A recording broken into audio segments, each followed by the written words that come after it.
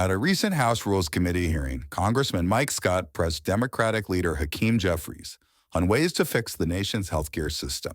Scott argued that Obamacare needs to be rewritten, while Jeffries maintained there are areas where both parties can find common ground. If we're honest, the biggest part of the rate increase is coming from the insurance companies going up 26%. Their costs didn't go up 26%. I don't want to get into a debate. I wasn't trying to be smart. I'm just telling you, if you want solutions, there's solutions, but the solution comes in two areas. One, dropping the cost of health care in the country by getting the middlemen like PBMs out.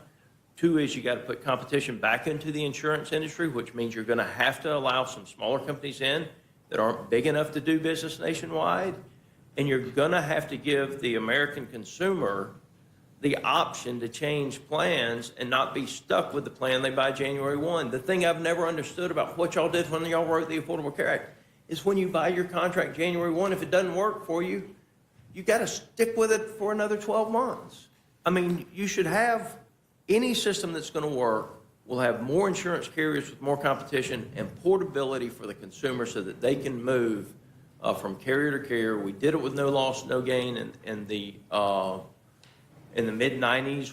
No loss, no gain was the provisions that we put in so that we stopped the carriers from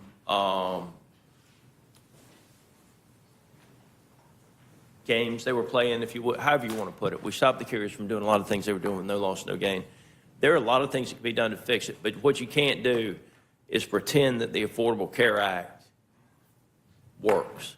It just doesn't. It's going to have to be rewritten. Well, Representative Scott, when you get serious about rewriting this, Jeffries, I promise you, there's a lot of us that'll work with you. Well, I appreciate your observations, and I will say, listen, we agree on this side of the aisle that we need PBM reform. In fact, there was an agreement to engage in aggressive PBM reform until Donald Trump and Elon Musk killed that agreement. It was actually in Mr. December. Musk.